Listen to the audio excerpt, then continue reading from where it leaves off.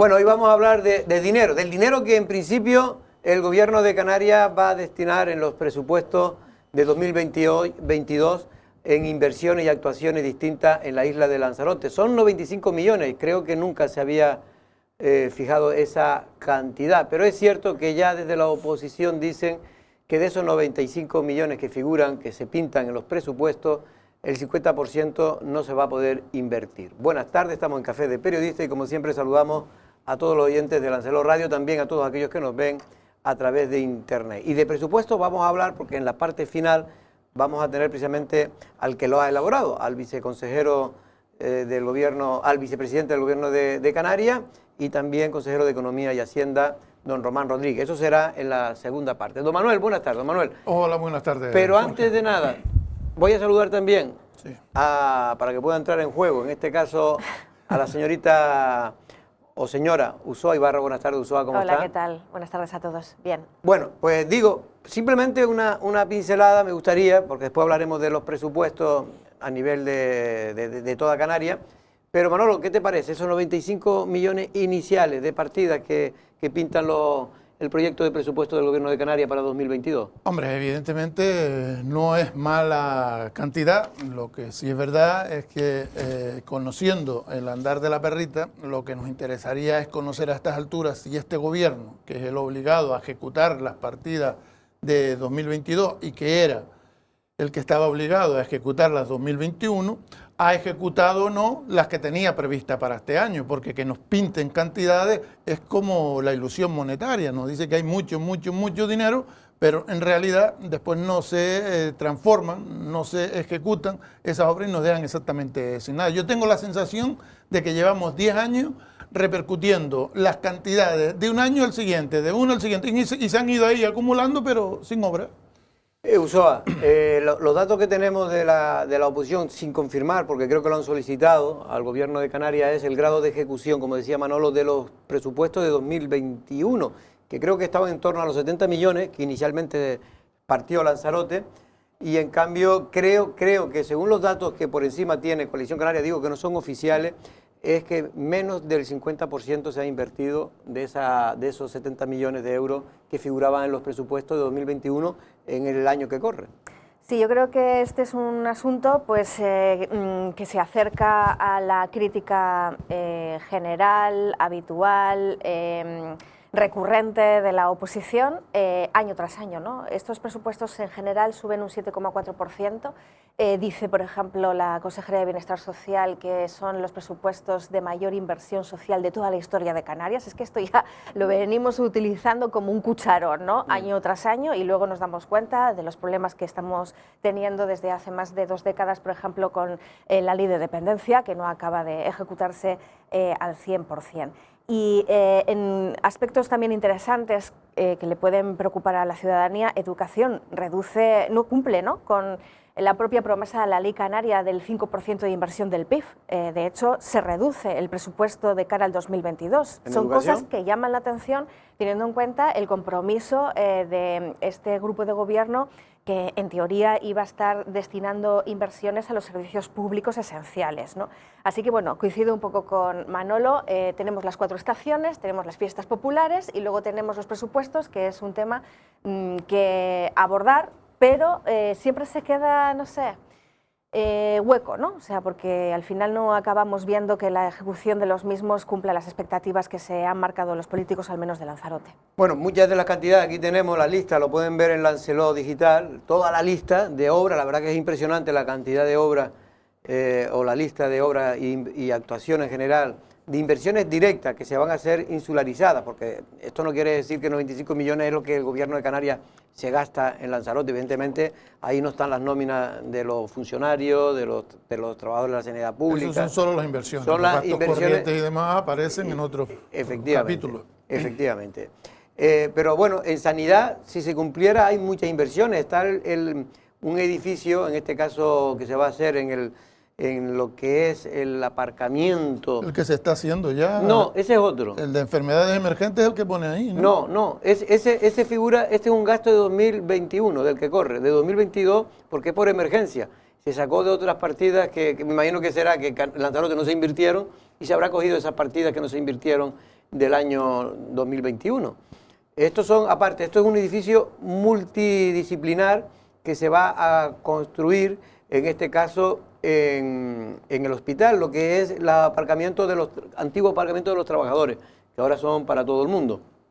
Ahí se quiere hacer un edificio de 3 plantas, donde se va a concentrar todo lo que es la parte, digamos, de oficina, de gerencia. Luego hay una parte intermedia, una planta intermedia, nos contaban desde el hospital, que todavía no se sabe exactamente lo que se quiere hacer, porque había varias ideas, pero creo que hay ya una idea definida. Es verdad que hay que cambiar el proyecto antiguo, por lo tanto eso va a demorarse. Y bueno, lo que dicen del hospital, que por lo menos que figure es bueno, porque si se puede acometer el proyecto, y aunque sea a partir de julio o agosto del próximo año empiezan las obras, pues están bien, ¿no? Es interesante también, al margen de este contexto insular, del cual le preguntaremos a Román Rodríguez, que creo que va a estar invitado en unos minutos aquí, sobre este asunto, pero sí la partida especial, ¿no?, que además está sobre el papel, que es lo que le puede interesar a los afectados del volcán de La Palma, una partida específica en los presupuestos autonómicos del 2022 destinada a la recuperación en esta isla. Creo que eso también es importante y espero que todo lo que no se ejecute, por ejemplo, en islas como Lanzarote, acabe al menos materializándose donde más lo necesitan, que es ahora mismo allí. Bueno, el edificio multinacional que estaba hablando de Lanzarote son 2 millones de euros lo que figura. Y luego, Manolo, la carretera que nos anunció aquí José Juan Cruz Saavedra, la duplicación de la LZ40, creo que es, ¿no? Que esa es la que, digamos, la circunvalación de Puerto del Carmen. Pues bueno, ya figura, y esta yo creo que sí va a salir, porque esa, si no me equivoco, dijo el alcalde que ya tenía el proyecto y las expropiaciones. Exacto, sí, eso fue lo que dijo, que iba a ser una carretera que se podía adjudicar sin muchas dilaciones, porque, entre otras cosas, estaba el proyecto y, sobre todo, cuentan con el terreno a ambos lados de la actual circunvalación para que se pueda ejecutar sin tener que ir a expropiaciones que siempre retrasa, que siempre son latosas, porque conllevan procedimientos de garantistas con respecto a los propietarios de esos terrenos. Y luego está también la Órsola Guatiza, la LZ1, que bueno, figura una cantidad, en principio yo me imagino que debe ser, si no me equivoco, porque es complicado, pero habla de 5 millones de pesetas. De 5 millones de euros, que son de pesetas no dan ni para... Pero bueno, 5 millones de euros que en principio, eso sí que no se va a poder cometer todavía el 2022, al menos vamos a ver si puede empezar. En cualquier caso, en Lancelot pueden ver la lista de inversiones que hay prevista para 2022, pintadas al menos en el papel para los presupuestos de 2022, de partida insularizada y actuaciones en general en la isla de Lanzarote. Bueno, el problema o las protestas siguen en este caso de los usuarios y pescadores del charco de San Ginés por ese famoso reglamento que aprobaba en el último pleno el Ayuntamiento de Arrecife.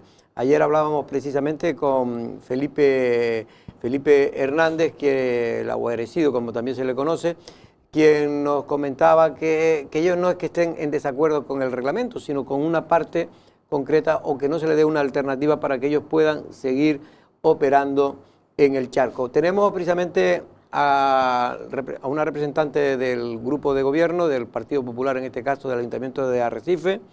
Ángela Hernández, buenas tardes. Hola, buenas tardes.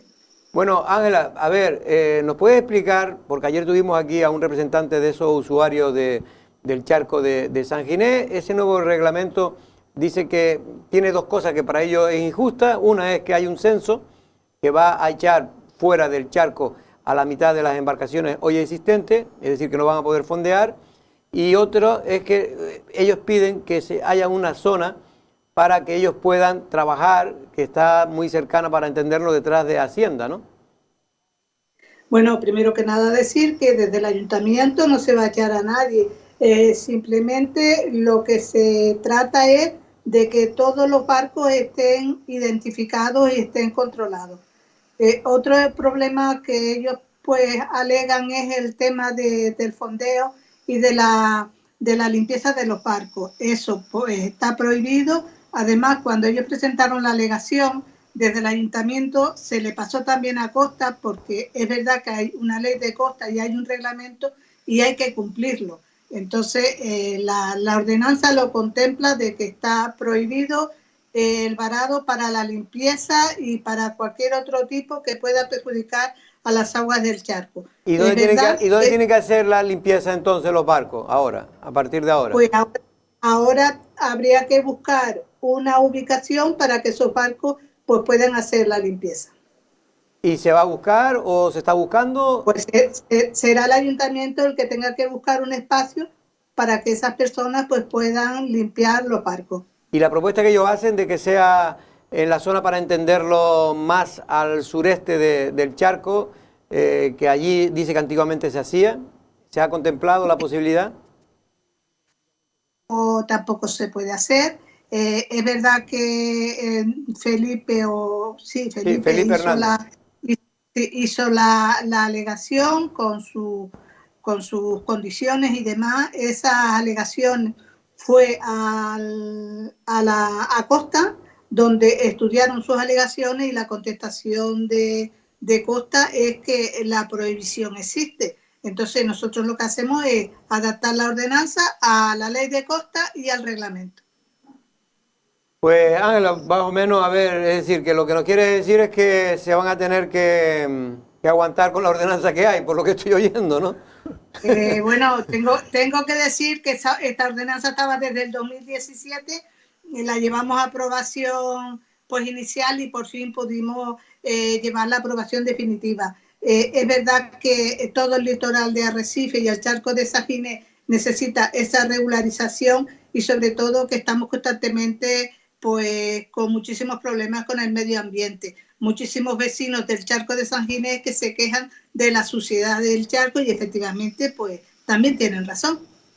Bueno, pues ya veremos, porque ahí hay sentimientos, en estos casos, contrarios, porque ellos creen que se puede buscar, que el ayuntamiento puede preparar una zona donde se pueda permitir el varado de los barcos para limpiar, para quitarle pues lo clásico, ¿no? Que ellos todos los años pues limpian los cascos de los barcos y los pintan, ¿no? Es verdad que yo creo que hace bien el reglamento en restringir y controlar este tema, pero yo creo que también se podría buscar alternativas, pero en fin, parece que Costa no está por la labor. Yo quería preguntarle una cosita, Jorge, disculpa. Sí. ¿Qué tal, Ángela? Buenas tardes. Hola, buenas tardes. Quería preguntarte sobre todo por el censo, ¿no?, de embarcaciones del que hablamos, porque en su momento, en esa ordenanza que empezó casi a regularizarse en el 2016, ya ha explicado usted toda la cronología, se ha ido retrasando un poco en el tiempo, pero de cualquier manera desde entonces eran 200 embarcaciones. Yo no sé si sigue manteniéndose este número. Hombre, yo entiendo que el censo tiene que haber, es que tenemos que controlar lo que hay en el charco. Yo por ese lado lo veo muy positivo. Si no sabemos lo que tenemos, vamos por mal camino. Entonces, yo ahora mismo el censo no sé cómo está, pero desde luego que tenemos que regirnos por esas reglas. Ellos lo que se quejaban no es del censo, ellos en general están muy de acuerdo con el reglamento, solo en algún punto concreto, creo que son dos, en los que consideran que se podría buscar alternativas. Y lo del censo de barcos, ellos, o de embarcaciones, ellos lo que dicen es que, hombre, que foliar o poner a una pequeña chalanita de esas que se utilizan precisamente para alcanzar la embarcación grande, pues no tiene mucho sentido, que ellos, en fin, no son tampoco profesionales y que no tiene tampoco mucho sentido. Pero bueno, en cualquier caso, esta es la situación en la que se encuentra ahora mismo el charco. Yo creo que está muy bien todo eso. También me gustaría, Ángela, y esto ya te lo digo como una opinión generalizada de mucha gente que nos llama, es que el aspecto del charco cambiara, no solo sus aguas, que hay que buscar una solución, se estancan, la parte sobre todo, en este caso del oeste del charco, la parte donde está por el Sin Atlántida, por ahí, se estanca muchas veces la porquería, y hay que darle una salida natural como tenía antiguamente hacia lo que es Puerto Nao. Sí, independientemente de todo lo que necesita el charco, de las aguas pluviales, el problema que tenemos en las cuatro esquinas, yo entiendo que este es el principio para ir mejorando con el tema de medio ambiente en el charco de San Ginés. yo creo que es bueno que hayamos aprobado esta ordenanza. También entiendo que hay que buscar solución a estos problemas que por parte del grupo de gobierno yo me imagino que se estudiará y se buscará una solución. Pues Ángela, lo dicho, muchas gracias. Hasta otro día. Gracias, buenas tardes. Ángela Hernández, en este caso, concejala del grupo de gobierno del Ayuntamiento de Arrecife. Bueno, no sé, Manolo, ¿qué te parece toda esta polémica? Hombre, a mí me parece normal que se regularice, pero también me parecería normal por parte de un ayuntamiento que quiere estar al lado de sus vecinos es buscar una alternativa a esas personas a las que la nueva regulación puede ponerlos en un brete. Es lógico que se evite pues, esas contaminaciones que pueden producirse cuando pintan, cuando se cae pintura al agua, cuando se desprenden de restos, pero también parecería lógico que el registro o el reglamento, si sabemos que va a tener un impacto en un pequeño núcleo, se venga acompañado de medidas para favorecer que puedan seguir manteniéndose esa actividad de manera regular, sin de manera regular, que haya esa contaminación, ¿no? Bueno, de cualquier manera también hay que decir que forman parte de un paisaje, ¿no? Con una idiosincrasia muy concreta que es la de la imagen marinera, un poco de Arrecife y el charco de San Ginés, que sin esos barcos efectivamente no sería nada. Ahora bien, no se puede lavar el coche en la vía pública. Ninguno de nosotros, ¿no? Lo podemos hacer, ¿no? Pues yo Bienvenido a la nueva ordenanza, en este caso vinculada precisamente al tema de la contaminación. Si no te ven, se puede hacer, ¿eh?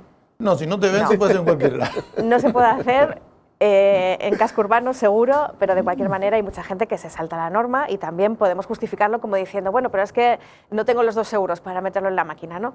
De cualquier forma, hay que decir que a estas personas se les ha dado margen también para negociar y para llegar a acuerdos. No sé hasta qué punto también el ayuntamiento incumple, digamos, su palabra de intentar consensuar al máximo esta ordenanza.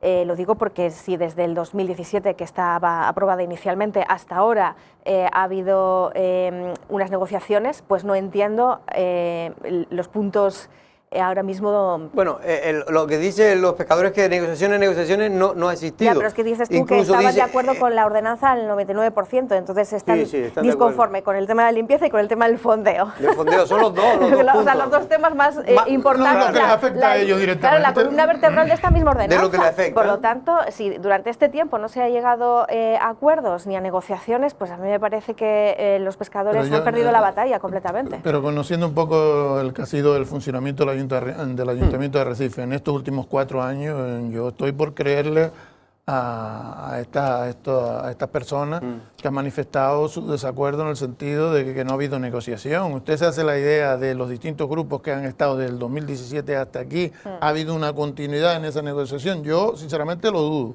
Está bien que se apruebe, es verdad que hay cosas que no se pueden negociar porque lo que viene condicionado por la ley de costa es una cosa que usted no podemos negociar nosotros. Y por el embellecimiento, digamos, y mantenimiento del propio charco se han preocupado los propios pescadores. Quiero decir, la asociación creo que se llama de pescadores del propio charco de San Ginés. En su momento retiraron embarcaciones que estaban ahí muertas de risa, que además muchos de sus propietarios no las habían dado de baja y las habían abandonado directamente allí. Semi-hundidas. Entonces, un grupo de estas personas se dedicó expresamente, creo que además con una inversión pequeña, a recoger estas embarcaciones que afeaban el entorno. O sea, ellos tienen, ¿no?, una preocupación lógica por ese espacio que también les reporta a ellos una calidad de vida. Sí, ¿no? Y que en el fondo también es el que ha mantenido esa etapa pintoresca es precisamente esta gente. Bueno, vamos a otro tema porque hay un problema que posiblemente el viernes se trate en el Pleno del Cabildo, que por fin se va a celebrar un pleno ordinario en el Cabildo después de casi 3 meses sin hacerlo, y en este caso se va a celebrar y se va a tratar, o al menos Coalición Canaria lleva una moción para intentar paralizar el concurso, que ya va a ser muy complicado que se pueda paralizar, para gestionar los servicios sociosanitarios, en este caso de los centros de día de Nazaret, tanto del centro de día, en este caso de personas con enfermedades mentales, y también la residencia también para personas de edades con enfermedades mentales. Bueno, en este caso nosotros hemos hablado con el presidente de AFA, que es la asociación que hasta ahora, desde el año 95, pues ha gestionado esos recursos, creo que con el beneplácito de la población afectada, sobre todo, y sus familiares, que creen que han sido las personas que gracias a ello, pues primero se crearon esos centros que inicialmente la administración pública pues no tenía contemplado, y luego que de aquella manera, es verdad que de manera graciosa, fueron los que los gestionaron, pero desde aquel tiempo hasta ahora. Lo cierto es que ahora se haga un concurso donde esta gente, que es una asociación sin ánimo de lucro, difícilmente pueden presentarse, porque una de las condiciones que pone el concurso es que tengan un aval de 2,5 millones de euros. La Asociación de Familiares de Enfermos de Alzheimer de Lanzarote cree que el Cabildo los ha dejado tirados tras más de 20 años gestionando los centros de día y de respiro familiar y la residencia de Las Cabreras. El presidente de AFA Lanzarote, Manuel Ruiz, cree que eso es así porque el Cabildo ha sacado a concurso la licitación de esos servicios con una cláusula que no pueden cumplir. Los demás podemos tener el cum laude en ellos, pero si el primer punto no lo cumplimentamos es solvencia económica, 2,5 millones de euros. Entonces, AFA Lanzarote no mueve ese dinero al año, y Cabildo lo sabe. Y lo sabe porque tiene una trayectoria nuestra, todos los meses se pasa facturación del gasto que tiene AFA, de lo que maneja AFA Lanzarote. 2,5 millones es una cantidad para nosotros desorbitada. El representante de la Asociación de Enfermos de Alzheimer lamentó que la consejera de Bienestar Social, la socialista Isabel Martín, ni siquiera se haya dignado a recibirlos para explicar el problema en el que se encuentran. Hemos pedido varias veces poder hablar con la Consejería de Bienestar Social, imposible. Nos negaban la cita, dijeron que no era el momento adecuado, que ya salió la licitación y no era la ocasión para recibirnos porque parecía que era un privilegio para nosotros. Manuel Ruiz defiende el servicio de calidad que hasta ahora ha prestado AFA a los usuarios y familiares de estas residencias de mayores con enfermedades mentales y degenerativas. Buscar calidad, somos una asociación sin ánimo de lucro, aquí no buscamos beneficio. Aquí las cantidades que se recogen la invertimos todo en dar calidad en el servicio. ¿Y eso cómo se consigue?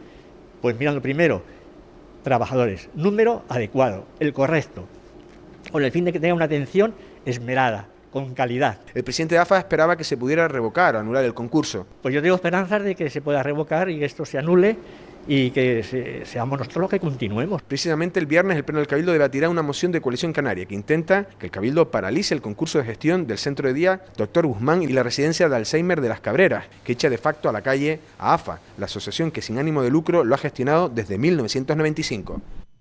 Bueno, pues este es un problema que vamos a hablar largo y tendido. Mañana vamos a tener precisamente, aquí al presidente de AFA, Lanzarote, para que nos explique con mayor profundidad este asunto, que es complejo, es verdad, no es fácil de solucionar, pero que también da pena que sean estas personas que llevan pues casi 23 años o más haciéndose cargo de esos servicios sociosanitarios del Cabildo de Lanzarote, quienes finalmente, porque el concurso le exige un aval de 2,5 millones, que ellos no tienen porque es una asociación sin ánimo de lucro, pues no puedan participar. Veremos a ver lo que hacen los partidos políticos, en este caso en el pleno del próximo viernes.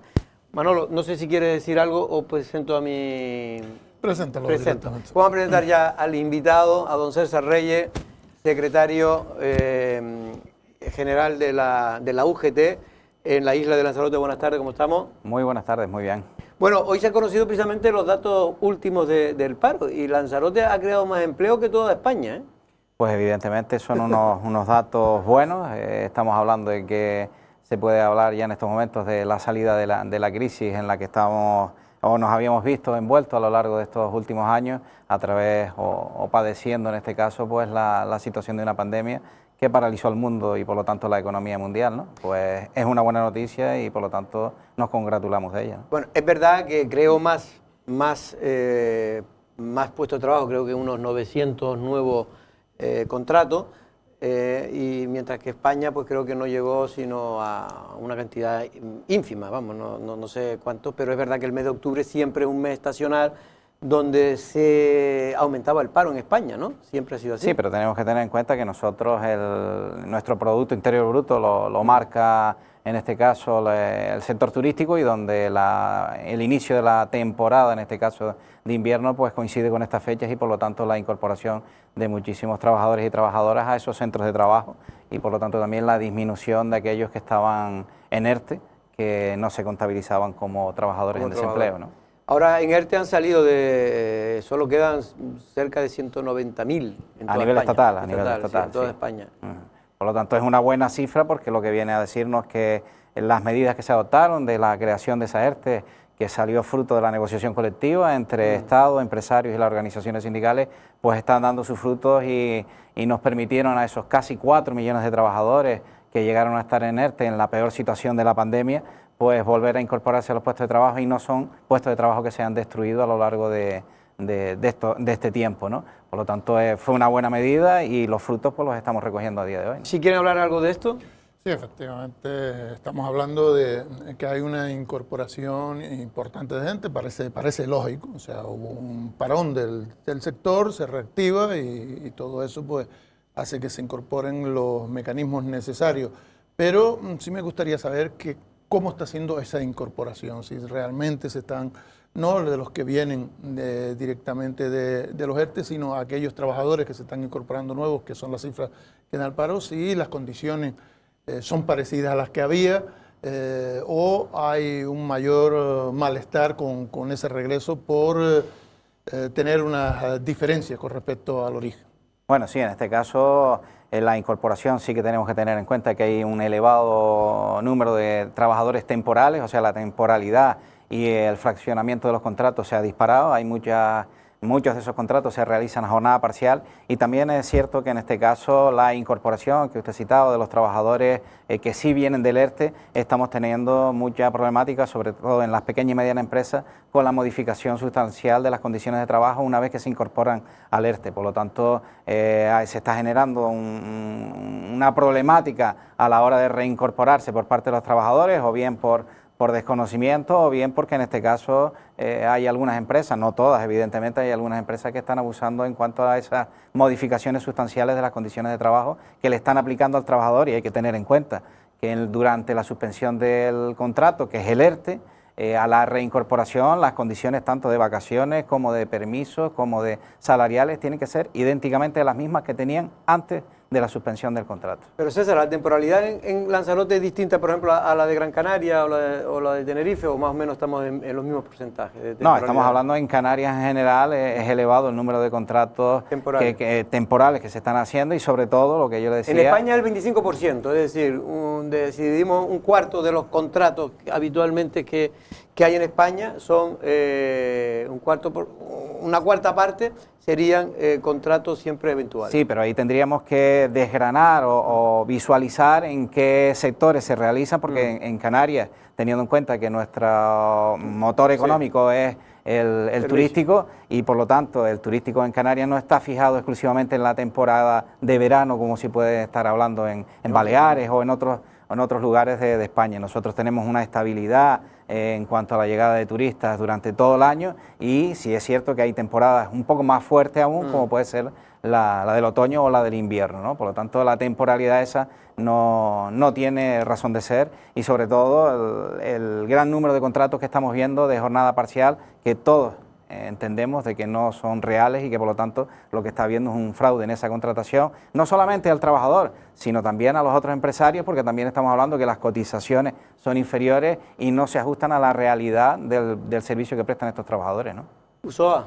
Sí, bueno, yo también matizaría que no se trata solo de temporalidad, ¿eh? El problema aquí en la isla de Lanzarote es que con la aparición además de muchas empresas, que es verdad que generan estos trabajos a lo mejor vinculados con los riders, ¿no? O con la comida a domicilio, por poner un ejemplo, se está pagando por horas, o sea que en realidad tú puedes tener a lo mejor un contrato más bien parcial, y en realidad te van a pagar por servicio en el tiempo en el que tú vayas a trabajar. Entonces, todo esto hay que mirar muy bien la letrita pequeña, porque la precariedad es altísima en los empleos que se están dando en Lanzarote. Le quiero preguntar por los ERTE, le ha dicho antes Jorge, más o menos la cantidad o la cifra a nivel estatal. Hay que decir que el 20% de los ERTEs están vinculados también con los trabajadores del transporte aéreo, eso también nos afecta directamente, en los alojamientos y las agencias de viajes. O sea que todavía en ese ámbito estamos apretando los dientes. En el caso de Lanzarote, ¿dónde están los ERTEs localizados? ¿En los hoteles sigue siendo el principal...?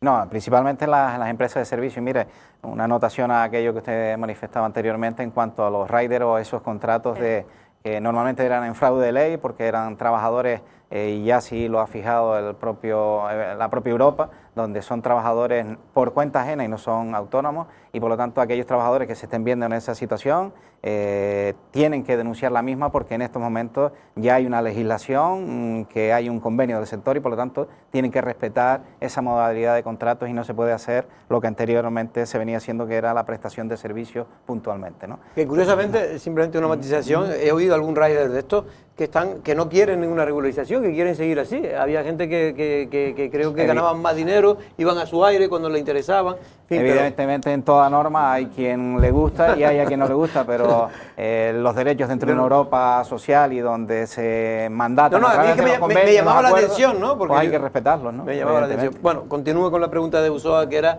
que estaba afectando. Sí, los ERTEs, ¿dónde se localizan ahora mismo? Sí. Principalmente, decía, en sector servicios. Principalmente en empresas de servicios, ya sean directamente vinculadas al sector hotelero, extrahoteleros o de la restauración, sino también aquellas empresas que prestan los servicios a estos complejos alojativos, como pueden ser empresas de mantenimiento, de jardinería, de pintura y demás. ¿Y se sabe qué porcentaje hay en Lanzarote todavía retenido? En este momento tenemos que tener en cuenta que hasta el día 1 de noviembre se habían prorrogado automáticamente los ERTE, y que durante los 15 primeros días del mes de octubre las empresas tenían la obligación de solicitar nuevamente los ERTE por fuerza mayor en aquel momento y por formación ahora, que estarán vinculados hasta el próximo día 28 de febrero, y que estarán vinculados en todo momento a la formación de esos trabajadores que estén afectados por el ERTE. Así que por lo tanto en estos momentos no tengo la cifra exacta, porque ha sido durante este mes que se transcurrió durante todo el mes de octubre de manera automática. Las empresas tenían que solicitarlo,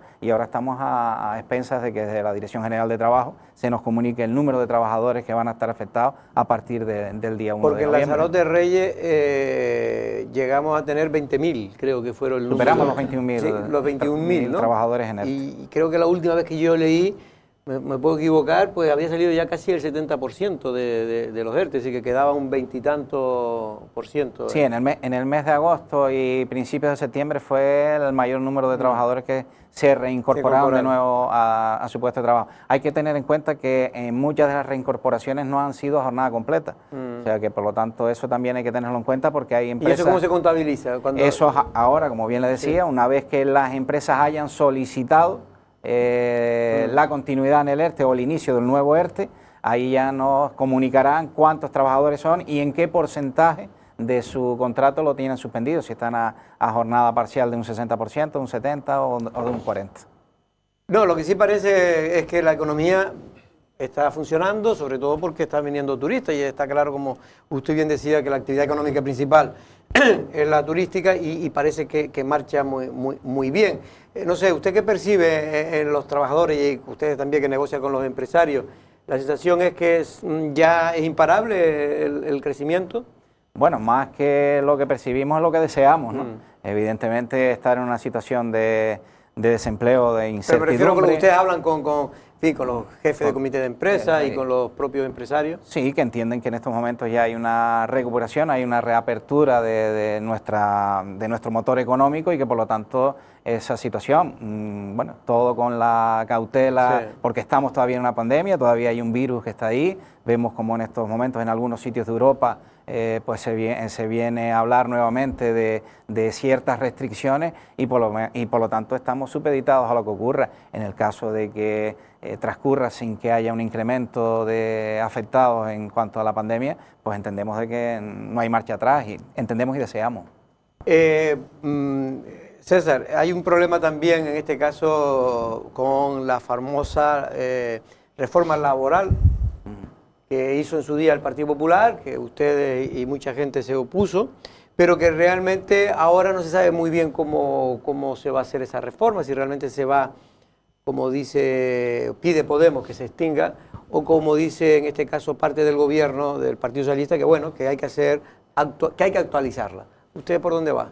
Bueno, vamos a ver, aquí hay que retrotraernos al año 2012, donde ya había un acuerdo entre empresarios y sindicatos, y en aquel momento el Partido Popular impuso una reforma laboral saliéndose de las mesas de negociación y por lo tanto rompiendo y dinamitando el diálogo social, que ya le digo, había un acuerdo en cuanto al nuevo marco laboral que había que poner en aquel entonces, que estamos en una situación de crisis económica también. Por lo tanto, en ese momento, de manera unilateral y saliéndose de las mesas de negociación, el gobierno del Partido Popular impone una reforma laboral que evidentemente nos dejaba en dos alturas totalmente distintas. Ampliaba el despido, por lo tanto, cualquier tipo de despido, podemos casi decir, era de manera objetivo, reduce las indemnizaciones a los trabajadores y por lo tanto dejaba una serie de dificultades a aquellos que negociábamos con las empresas, pues como le decía, en dos alturas. Mientras la patronal se encontraba en una posición de fuerza, nosotros nos encontramos en una posición de debilidad. También es verdad que facilitó el empleo, ¿eh? Por lo menos los datos lo dicen. Bueno, también deterioró la calidad de desempleo, también lo dicen. Sí, entonces, también. Por lo tanto, la situación hay que corregirla. Todo no se puede conseguir, entonces. No, pero por lo tanto, cada uno tiene que defender los intereses que gestiona en ese momento. Y nosotros lo que abogamos es partir de un punto de cero, que sería volver a antes de la reforma laboral, sentarnos y es evidente, hay una nueva situación, estamos en el siglo XXI y por lo tanto hay que modernizar las relaciones laborales. Pero el punto de partida tiene que ser de tú a tú, de igual. En una posición no puede haber, una de las partes negociadoras puede estar en una situación de fuerza, porque eso imposibilita a la otra parte en todo momento llegar a entendimiento. ¿Y ahora quién está en posición de fuerza? ¿Los sindicatos? No, en este momento la reforma laboral sigue estando en posición de fuerza. No, pero digo en esa negociación. No, es que todavía no se ha iniciado. Es que lo primero se ha iniciado en el gobierno primero. Bueno, pero eso es dentro del gobierno. Que eso ya es otra cuestión que tendrán ellos que definir si es derogar o no derogar. Nosotros ahí no vamos a perder el tiempo en esas, como se dice, en esas tormentas dentro de un vaso del agua, porque lo que nos van a hacer es perder el tiempo. Nosotros lo que queremos es una negociación colectiva que permita a las dos partes que tenemos el mayor porcentaje de posibilidades o de alcanzar acuerdos, que es patronal y sindicatos, tutelada por el gobierno, para buscar un marco nuevo legislativo en materia laboral. Pero para poder hacerla tenemos que partir las dos partes desde la misma posición. Bueno, la verdad que queríamos ampliar la entrevista. Habíamos llamado a César Reyes porque cumplía, cuando lo habíamos quedado, cumplía 90 años. 50 han cumplido yo. 90 la UGT. Y en este caso, si llegamos a seguir esperando, llega a cumplir 91. Pero no, al final vino antes de tiempo. Manolo, la última pregunta te voy a permitir, para que si quieres hacerle algo. Sobre el tema del sindicato, el sindicalismo, los 90 años, si quiere usted hablar algo. Bueno, pues yo creo que si ya se la haces tú, yo me callo. ¿Los 90 años han hecho ustedes algún acto conmemorativo? Pues sí, iniciamos el acto principal y de inicio del proceso de celebración de todo este acontecimiento que vamos a llevar a cabo, estos acontecimientos que vamos a llevar a cabo durante el año 22, donde vamos a hacer diferentes cursos, diferentes jornadas de formación, también un ciclo de cine relacionado con el mundo laboral. Y lo hacíamos el pasado día 29 creo que con los mejores ponentes que podíamos traer, como es don Humberto Guadalupe, que era hasta hace unos meses presidente de la Sala Segunda del Tribunal Superior de Justicia de Canarias, y donde damos a conocer a todos nuestros delegados y delegadas de la administración local del nuevo decreto que fija las condiciones para la estabilidad en el empleo público. Por lo tanto, creo que nos queda mucho. Nada tiene que ver el Lanzarote de 1931 con el de ahora, afortunadamente. Por suerte. Pero creo que teníamos la obligación de tributar un homenaje y un respeto a aquellos que en aquel momento, profesiones que ya ni existen, toneleros, carpinteros de Ribera y demás, que constituían la UGT de Lanzarote en 1931. Y cabe decir que fue la primera constitución de la Unión General de Trabajadores en Canarias, fue la de Lanzarote. Ah, ¿fue la de Lanzarote? Fue la de Lanzarote. Pues mira, pues eso sí que era importante porque en aquellos años, aunque no se puede analizar con los ojos de hoy lo que ocurrió hace 100 años, pero es cierto que verdaderamente las condiciones no tienen nada que ver, laborales y sociales, que tiene hoy un trabajador con las que se tenía antiguamente, ¿no? Don César, de verdad que un abrazo, buena suerte y a continuar trabajando por el bien de los trabajadores, en este caso, que es el bien de toda Lanzarote. Sí, efectivamente, el tener unas buenas relaciones laborales nos permite el desempeño de nuestras funciones y el reparto de la riqueza para mejorar la sociedad como tal, ¿no? Bueno, pues vamos 2 minutos a publicidad y regresamos.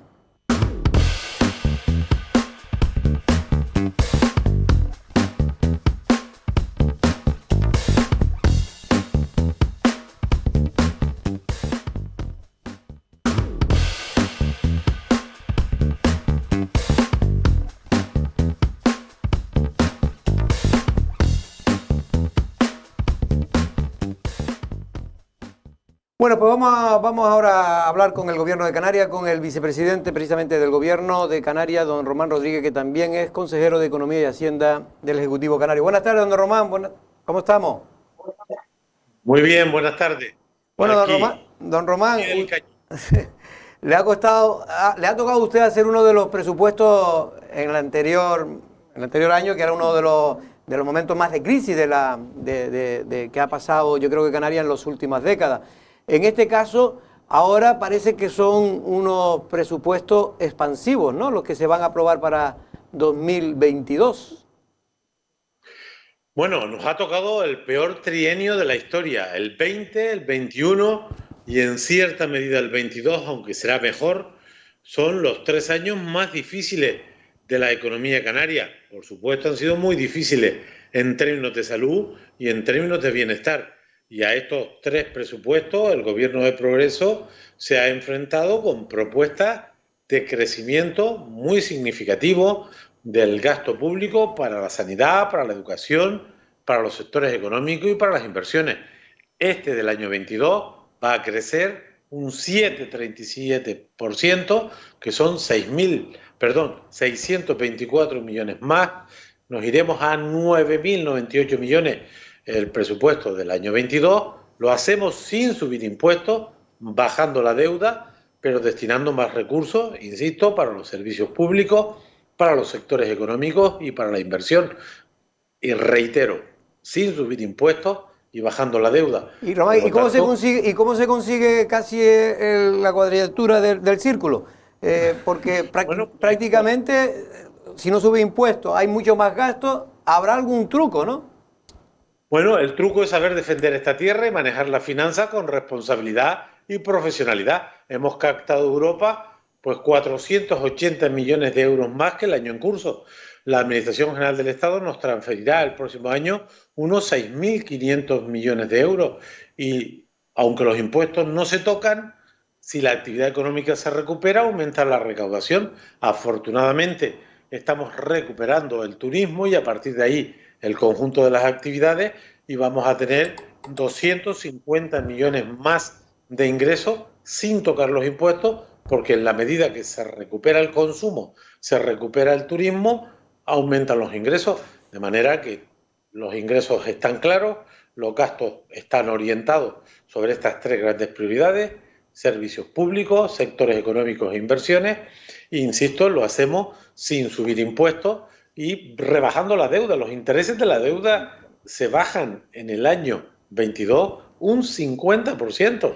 Le pongo el dato. Nosotros pagaremos de intereses de nuestra deuda 22 millones. El Gobierno de España, de la deuda de todos, pagará 30.000 millones de euros, ¿no? De manera que lo que hemos hecho el 20, 21, 22 es gestionar nuestros ingresos y gastos de forma rigurosa, eficiente, profesional, peleando mucho en Europa para captar recursos, peleando mucho con el Gobierno de España para captar recursos y poner esos presupuestos al servicio de la ciudadanía, de los servicios públicos y de echar una mano en la recuperación de la economía, que ahora sí empieza a apuntar maneras. Los datos de hoy son muy interesantes, los del paro registrado, hay 16.000 personas más afiliadas que el mes pasado, esto es una buena noticia. Los datos del PIB que ha dado la IREF hoy, los de Canarias son casi el doble de la media española, y luego esa feria de turismo de Londres del fin de semana, que es la más importante del mundo, donde se constatan que las conexiones de los grandes destinos británico y alemán aumentan mucho más de lo que tuvimos el año 19, que fue un buen año. Por lo tanto, creemos que si la pandemia nos respeta, si las materias primas no siguen desbocadas, y si la inflación no compromete, que son variables que no controlamos desde aquí, vamos a tener un final de año positivo y un año próximo de recuperación, y estos 9.100 millones contribuyen a la recuperación. No todo depende del presupuesto público. Esto representará los 9.100 millones, captaremos 700.000 millones más a lo largo del año, de más recursos europeos y más recursos españoles, y esos 10.000 millones que al final dispondremos en el año 22 serán el 20%, 21% del PIB. El resto, como no puede ser de otra manera, lo maneja la economía privada y las otras administraciones. No, Román, pero por la oposición, que siempre está para fastidiar, no se cree la cifra que usted ha dado. Por ejemplo, creo que usted prevé que en 2022 crezca la economía en Canarias un 8% y un 14% la actividad económica en el 2023. ¿Es posible crecer tanto en tan poco tiempo y con todo la incertidumbre que reina en la economía mundial? Primero, lo que hay que decir es que eso mismo dijeron del presupuesto del 20 y se equivocaron. Eso mismo repitieron con el presupuesto del 21 y se van a equivocar. Y también se equivocarán en el presupuesto del 22. Los cálculos del crecimiento de la economía no los hace el presidente del gobierno, ni el vicepresidente, ni la consejera de Economía. Lo hacen los técnicos, los mismos que lo hacían antes y que lo harán después de que nosotros nos vayamos. De hecho, son cálculos econométricos, con metodología, con criterio. Esto no es una decisión. A Román Rodríguez se le ocurre subir es que la economía va a crecer el año 22 el 13,9. Oiga, no, eso lo dicen nuestros expertos, nuestra metodología. Pero partimos de situaciones distintas, porque los que dicen que vamos a crecer menos, dicen también que retrocedimos menos. Por ejemplo, la IREF dice que perdimos 13 puntos de riqueza el año 20 y nosotros decimos que perdimos 20. De manera que ambos decimos que al final del 22 estaremos igual que final del 19. Si ellos dicen que perdimos 13 puntos, el crecimiento es más ponderado, más moderado, y si nosotros decimos que perdemos 20, pues el crecimiento es más intenso. Más intenso. Sí. Esto es lo que dicen las previsiones.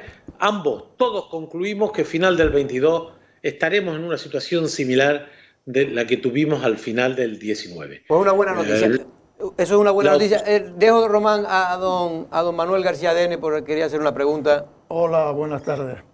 A mí me parece bien la loa que usted hace de las previsiones de ingreso del próximo año, pero me preocupa sobre todo, y me interesa conocer las diferencias que ha tenido este gobierno en la ejecutabilidad de ese presupuesto con respecto a los gobiernos anteriores. Aquí desde Lanzarote vemos ya con suma desconfianza cuando nos dan ciertas cantidades, porque después las que se invierten realmente no tienen nada que ver con esas originales. ¿Nos podría usted decir la ejecutabilidad del presupuesto o cuánto se ha ejecutado el presupuesto de este año a estas alturas, a 10 meses del inicio del año, y si hay diferencias con la ejecución de años anteriores?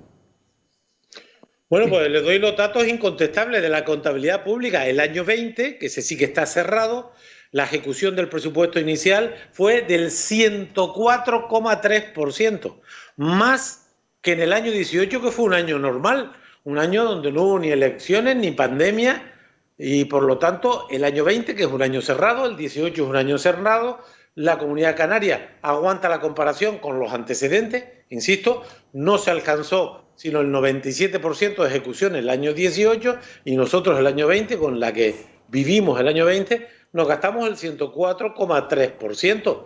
Y si comparamos la ejecución del año 20 con otras comunidades, estuvimos por encima de la media. El año 21 no se ha cerrado, pero yo, que manejo los datos, porque es mi responsabilidad, le puedo decir que de los 8.474 millones de presupuesto inicial, nos vamos a gastar más que eso, más de 9.000.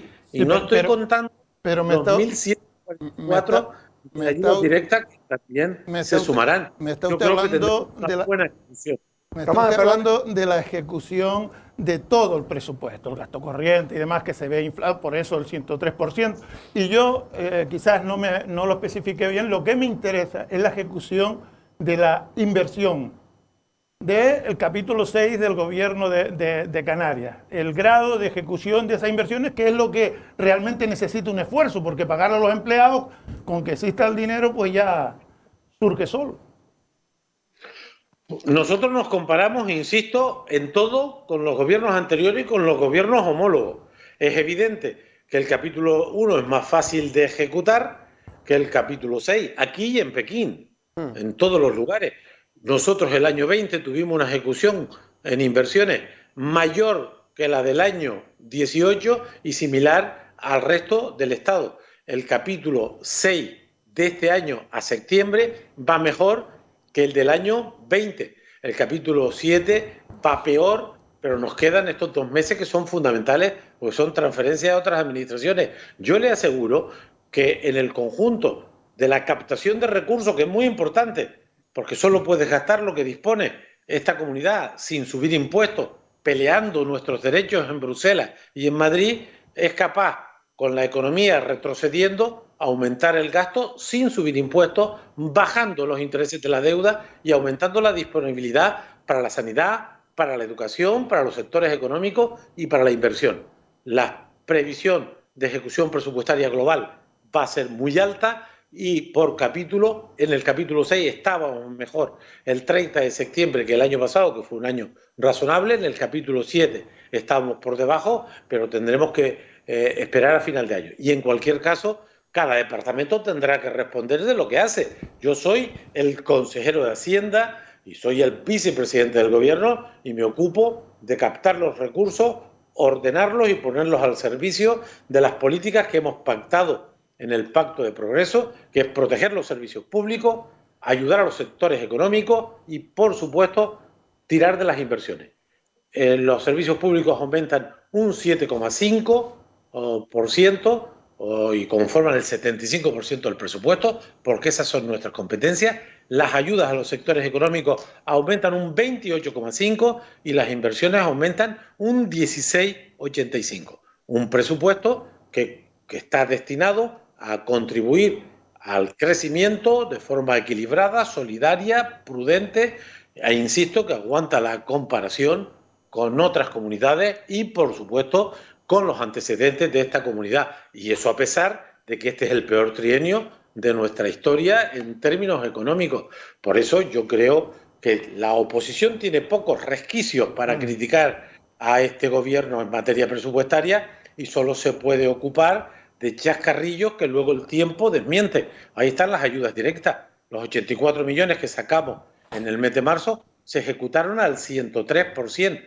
87. Las ayudas directas, los 1.144 millones, los vamos a ejecutar al 100%. Le sobra dinero a Madrid, a Navarra, a Andalucía, a Galicia. Estos son nuestras, con los que nos tenemos que comparar. Y estas son las cosas que evidentemente pues, pongo yo en evidencia, no por ustedes, que son profesionales de la información, sino a la oposición, que algo tiene que decir, porque no lo tiene fácil para oponerse a este presupuesto, ¿no? Ayer se vio en el Parlamento. Sí, ya estuvimos leyendo la crónica. Usó Ibarra quería hacerte una pregunta, Román. Sí, Román, ¿qué tal? Buenas tardes. Bueno, Hola. por un lado, creo que hay, por primera vez, como no puede ser menos, un apartado, ¿no?, dentro del presupuesto autonómico destinado a la isla de La Palma y su reconstrucción. Me gustaría saber exactamente qué porcentaje de montante económico destinan ustedes ya sobre el papel. Y también el otro día, puede que me diga, no es mi competencia, pero aún así usted es el de las perras, así que al fin y al cabo algo de control sobre este asunto que le planteo puede tener. Y es que la consejera de Bienestar Social del Cabildo de Lanzarote se quejaba de que no le llega el dinero, más o menos hablaba de 1,5 millones de coste para atender a los menores inmigrantes, que cada vez, como bien sabe usted, son más tutelados por el Cabildo Insular. Que no le llegaba el dinero porque además se le estaba haciendo una cuantificación errónea. El coste aquí del menor es más caro que el que pueda existir en una plaza similar en Gran Canaria, ¿no? Entonces, para saber si esto ustedes lo van a tener en cuenta. Pues a las dos preguntas. A La Palma le consignamos 100 millones de un crédito ampliable hasta donde haga falta. Primero, para paliar los daños de la situación de emergencia y para contribuir a la reconstrucción. Eso sí, en el ámbito de nuestras responsabilidades, porque hay responsabilidades que son locales, hay otras que son insulares, hay otras que son estatales y hay otras que serán europeas. 100 millones de euros en una expresión de voluntad, de solidaridad con la gente de La Palma. Yo creo, por supuesto, rebajamos también el IRPF en el marco de nuestras posibilidades, ya pusimos IGIC 0 en un decreto ley, también ponemos una bonificación del 100% del impuesto de transmisiones patrimoniales, actos jurídicos documentados y donaciones, de manera que un paquete de medidas fiscales al máximo de nuestras posibilidades y estos 100 millones para expresar la voluntad que se ampliarán en función de las necesidades en el ámbito de nuestras competencias. Les digo una cuestión, porque algunos trienios tengo en esta actividad. Con el tema de La Palma el problema no va a ser de dinero, va a ser de organización y de gestión, porque no es nada fácil gestionar las catástrofes y responder a las casuísticas respetando las reglas y de que nosotros gestionamos dinero público y tiene que hacerse con garantías y controles. Tenemos que innovar y hemos hecho un decreto ley para establecer un registro único, a ver si somos capaces que la gente presente los papeles una sola vez y luego que con ese registro le puedan dar ayudas a la vivienda, a los enseres, a la agricultura o a lo que sea necesario. Y estamos innovando en ese tema porque nos hemos fijado en anteriores catástrofes aquí y en otras partes de España y el problema no está en que no tengamos recursos, el problema está en la gestión eficiente, rápida, que tiene que ser transparente y garantista. El esfuerzo de la sociedad canaria con La Palma yo creo que va a estar garantizado, primero con los ayuntamientos de la isla, el Cabildo, el Gobierno de Canarias, el de España. El presidente del Gobierno ha venido 5 veces a La Palma, ha puesto a disposición hasta 200 millones para las distintas políticas y estoy convencido que la Comisión Europea nos va a ayudar fundamentalmente a la reconstrucción. Sobre las ayudas a los menores, vamos a ver, con claridad absoluta. Nosotros tenemos 2.500 menores no acompañados que han llegado a nuestras costas de ese continente al que pertenecemos, que es África, y que está en la situación terrible que todos conocemos. Nosotros estamos financiando esto con nuestros recursos. Con nuestros recursos. Nadie nos transfiere este tema. Y este año van a ser en torno a 60 millones de euros de recursos propios para atender a estos chicos y chicas que llegan aquí y que de entrada estamos obligados a atenderles por razones humanitarias, por razones de derecho internacional. Por lo tanto, hemos reclamado al Gobierno de España primero repartir a estos chicos y chicas en todo el Estado. Y en esto no estamos de acuerdo. Mi oposición y mi rebeldía contundente al Gobierno de España y a la Comisión Europea, que les reconozco otros méritos, pero en el tema de los menores no acompañados no hay derecho a lo que hacen con estos chicos aquí y con la sociedad canaria. No debemos ser nosotros en solitario los que gestionemos este tema. Es verdad que el presupuesto estatal ahora ha consignado 50 millones de euros que contribuirá a paliar una parte importante de esos costes. De manera que la consejera de Derechos Sociales está haciendo un extraordinario esfuerzo con las modificaciones de crédito que el Departamento de Hacienda hace para cubrir estos costes, porque ella no recibe ninguna financiación para atender a estos chicos y chicas. Estamos peleando, están esos 50 millones, pero ya le digo que lo que toca sería repartir esos chicos entre todo el Estado español. Yo no quiero más dinero, yo lo que quiero es que tengamos la cuota que nos corresponde. No hay ninguna razón para que nosotros, comunidad fronteriza, tengamos que gestionar este problema humanitario en solitario, aunque tuviéramos dinero. No podemos tener 2.500, 2.600 chicos y chicas porque no tenemos capacidad logística, porque a estas personas no se les da comida y cama, se les tiene que dar un proyecto de vida, de formación, de educación, y por eso reclamamos al Gobierno de España compromiso. Tendremos una jornada sobre migraciones el día, creo que es 10 y 11 de este mes, organizadas por mi departamento, justamente para hablar de este asunto. Vendrán gente de Euskadi, vendrán gente de Europa, pues justamente reclamando que la gestión de la atención a los menores tiene que ser compartida. Y si nosotros tenemos que financiar el grupo de menores que nos toca, pues lo financiamos. Pero lo que no puede ser es que tengamos el 70% de los menores no acompañados en esta comunidad, que tengamos 10 veces más que en la Comunidad de Madrid. Y luego vengan los del PP a darse golpes de pecho aquí, pero cuando pedimos trasladar chicos a Madrid no quieren, ¿no? Bueno, pues esto, porque entiendo a la consejera de Derechos Sociales del Cabildo de Lanzarote, como entiendo a la consejera del ramo de mi propio gobierno, porque estamos desbordados haciendo un gran esfuerzo económico. Es verdad que hay 50 millones el próximo año, porque este año hubo cero. Cero. Román, y ya para terminar, pues nos tenemos que ir, y usted también, que le agradezco siempre la bondad que tiene con este medio de comunicación, y se lo agradezco también a su gabinete de prensa, que siempre nos atiende. Pero ya para terminar, el gobierno de Canarias se ha congelado el sueldo en esta ocasión para 2022. Y el 21. Y el 21 también. ¿También el 21 se lo congelaron? Sí, señor. Pero además eso lo hacemos como... Esto se presta a la demagogia. Sí. Pero queremos ese simbolismo. Es decir, yo tengo algunos directores generales que le pagaría un 40% más. Y luego conozco a otra gente en el gobierno que si dependiera de mí no estaría. Román, pero yo la pregunta que le quería hacer, porque eso siempre, como usted bien dice, eso es el chocolate del loro, aunque cada vez menos el chocolate del loro, los sueldos de los políticos. Pero bueno, pero en este caso yo creo que el gobierno de Canarias además tiene unos sueldos bastante bajos en general. Pero bueno, lo que yo quería preguntarle es que en Lanzarote, no sé qué le parece... Hay una docena de diputados que protestan que ganan más que el presidente del gobierno y pagan menos impuestos. Averígüelo. Seguro que sí. Pero yo la pregunta que quiero hacerle es derivarla a Lanzarote. En Lanzarote se ha propuesto por parte del Cabildo de Lanzarote, del grupo de gobierno, de subir a los directores insulares de 53.000 a 85.000 euros, es decir, 32.000 euros más, haciendo números redondos, lo que quieren subir del sopetón. Es una cosa que aquí la gente no ha entendido. Y como usted bien dice, en estos momentos, ¿usted lo ve razonable?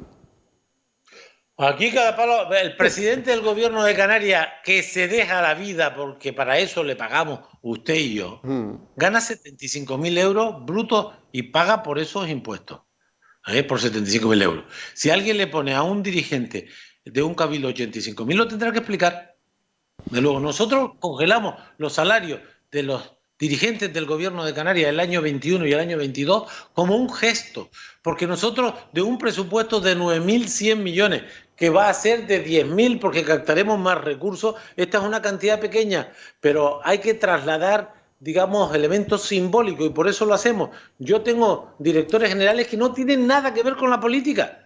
El 90% de mis dirigentes no están afiliados a Nueva Canarias, no son políticos, son técnicos. Y a mí me gustaría pagarles más, pero les he dicho, no solamente no le voy a pagar más, sino que no le voy a subir el 2%. ¿Por qué? Porque tenemos que dar ejemplo, porque estas cuestiones son simbólicas, de manera que nosotros ese gesto lo hemos hecho el año 21, lo haremos el año 22. Presentaremos una enmienda porque la ley habilita el 2% para todos los trabajadores públicos. Eso de pasar de 55 a 85, si esto se confirmara, pues lo tendrán que explicar lo que lo proponen. No va a ser fácil que esto lo entienda la gente. Insisto, el presidente del gobierno de Canarias, la máxima institución del archipiélago, con un presupuesto de esta envergadura, gana 75.000 euros brutos al año y paga impuestos por esa cantidad. Y lo de los impuestos lo digo por algunos. No toca, ¿no? Casi van a ganar lo mismo que el presidente de España, casi esos directores insulares. En cualquier caso, claro, lo que llama la atención es que de sopetón se pueda subir 32.000 euros. Eso es lo que aquí ha sido, no ha sido entendido. La explicación que dan, que todavía no la han dado oficialmente, off the record, es que si no, no consiguen directores insulares de nivel que necesita la isla de Lanzarote. Y bueno, pues debe ser que en otros sitios... Eso también es verdad, eso también es verdad. Hay niveles de la administración que son estrictamente técnicos, profesionales. Es decir, los que hacen los cálculos de la evolución económica es un jefe de servicio que es además una persona muy prestigiada, sí, que por cierto hacía los cálculos antes de llegar nosotros y seguirá haciéndolo cuando nos vayamos nosotros. Bueno, hay profesionales que en esta comunidad se merecerían más salario, pero estamos en el sector público y el sector público tiene un factor de homogeneidad en el salario que no siempre es justo. Es verdad que no es fácil captar del mercado profesionales cualificados para áreas de alta especialización con los salarios que pagamos, pero estos son... Es lo consecuencia de la pública, ¿no? Don Román, se lo agradezco. Muchas gracias por estar aquí y explicarnos las cuentas de Canarias que parecen que este año pueden ayudar a sacar, este año pueden sacar, porque el presupuesto que está corriendo ha servido para que por lo menos, mucha gente pueda seguir viviendo en unas condiciones dignas, ¿no? Y ahora esperemos que podamos recuperarnos todos en el año 2022 y terminar en 2023 o terminar el 2022 pues ya con datos prepandémicos. Pues nada, gracias, buenas tardes y nos vemos avisando con tiempo las veces que haga falta. Muchas gracias, don Román. Un abrazo. Bueno, Román Rodríguez, vicepresidente del Gobierno de Canarias y en este caso también consejero de Hacienda y Economía, un hombre que, bueno, que de política sabe mucho, Manolo, y además tiene un discurso que él trata siempre de razonar lo que dice, es decir, después estará a favor o en contra, pero por lo menos intenta razonar todo lo que dice. En torno al último que le pregunté, hombre, él no lo quiso decir porque es un hombre prudente. Sí, porque sabe quién gobierna. Sabe quién gobierna y es un hombre prudente, ¿no? Pero ciertamente vimos la cara que él mismo dice que, hombre, que a nadie, es que es muy difícil explicar que a una persona se le pueda subir de 32.000 euros, que es lo que gana, ya, vamos, un sueldo, no 32.000 euros, 55.000 euros, que es ya un buen sueldo hoy en Lanzarote, pues se pase a 85.000. Pues a pesar de toda esa experiencia que la tiene y además en debates parlamentarios donde ha estado desde hace más de 30 años, no dice nada distinto de lo que hemos dicho nosotros aquí, que también llevamos horas de vuelo, aunque sea en redacciones de estos niveles que sufrimos todos los días. Es que no tiene demasiado sentido, bajo el paraguas de una presidenta a dedo, nombrar a gente que es verdad que pueden ser grandes genios, pero es verdad que pueden reunir los mínimos requisitos exigidos y cobrar esos 85.000 euros si así lo entiende la presidenta. Yo en este caso me parece más lógico que se vaya a un concurso de oposición, que se busque a esas personas, que los requisitos de esa posición ya vengan sosteniendo esa exigencia, claro, y que ganen mejor. Y que demuestren efectivamente que son únicos, digamos, en su único o una gente tan preparada que merecen esos sueldos. Pero es que es obvio esto, ¿no? O sea, vamos a ver. Estaba hablando, ha hecho la distinción muy bien el señor Román Rodríguez cuando se ha referido a técnicos que a lo mejor se contratan por el gobierno de turno y se contratan a dedo. Sí. Entonces, ¿esto es de lo que estamos hablando o estamos hablando de profesionales técnicos dentro de la administración que tienen ya un sueldo regulado por ley y para todos está homogeneizado? Es decir, el director insular... digamos, bueno, el cargo de un técnico de una categoría X en el Ayuntamiento de Arrecife cobrará lo mismo que el de Gáldar, ¿no? Entonces, en este sentido, yo creo que estoy absolutamente de acuerdo con Manolo García Deniz, que no es lo mismo hablar de directores generales que se ponen ahí a dedo que de una estructura orgánica vinculada a unas necesidades que pueda tener la administración, que puede ser verdad que haya un déficit enorme de personas en esos grados intermedios. Ahí coincidimos los tres. Ahí coincidimos todos, pero el problema no es que falten técnicos de alto nivel. Y estoy de acuerdo con que hay directores generales, insulares. Yo creo que hacen falta más. Estoy de acuerdo con Román Rodríguez en que hacen un trabajo mayor que un parlamentario. Por lo tanto, en serio, hacen un trabajo normalmente sí, lo que pasa es que, claro, muy en bambalinas y que es muy Yo lo que sí creo es necesario. Que en la administración también se va mucho dinero de forma incontrolada, claro, diputados que por ir a reuniones amasan unas cantidades impresionantes de dinero al final de la legislatura, funcionarios que evidentemente han progresado pero que no están a los niveles adecuados, no tienen a nadie por encima que los motive, que les enseñe, que tire por ellos, y ahí donde hace falta. Él mismo lo decía, un jefe de servicio, que es un técnico, que es una persona altamente cualificada, puede ser decisivo a la hora de gestionar un servicio. Pues a ese tipo de cosas es lo que hay que ir. Y a lo que hay que premiar, pero no premiar a los que, como él decía, hay gente que no se merece ni el título. Me llama la atención una cosa que ha dicho Román Rodríguez con respecto a los 60 millones de euros que tiene en principio de presupuesto, ¿no? La comunidad autónoma para los menores inmigrantes, le he entendido que es esa cantidad. Sí, que se gastó 60 millones en el año 2021. En la atención a los pero menores. Además a los menores. Bueno, pues es curioso porque en el Departamento de Agricultura, Ganadería y Pesca para este 2022 tienen 129 millones y ha subido ese departamento un 23,6% en este ejercicio 2022 de cara al futuro. Para que tengamos una idea del coste que tiene la migración para el archipiélago canario y que sigamos, de cierta manera, pasándole la mano a Pedro Sánchez por la espalda cuando nos desoye, ¿no? Bueno, ahí sí que él mantuvo un discurso bastante Sí, Román Rodríguez, pero habrá que escuchar a sus compañeros de pacto. Sí, no, porque yo creo que todo el mundo está de acuerdo en que no puede ser que Canarias esté soportando el 70% de la inmigración, en este caso de menores no acompañados, que es de los... Creo que hay unos 3.000 y pico en España y 2.500 están en Canarias, ¿no? Bueno, pues Ursula, muchas gracias. ti. Hasta A Manolo. viernes. Nos vemos el próximo miércoles, ¿no, Manolo? Viernes. Viernes, porque hoy es miércoles, el próximo viernes. Efectivamente. Nosotros mañana, en cambio, volvemos a la misma hora. Buenas tardes.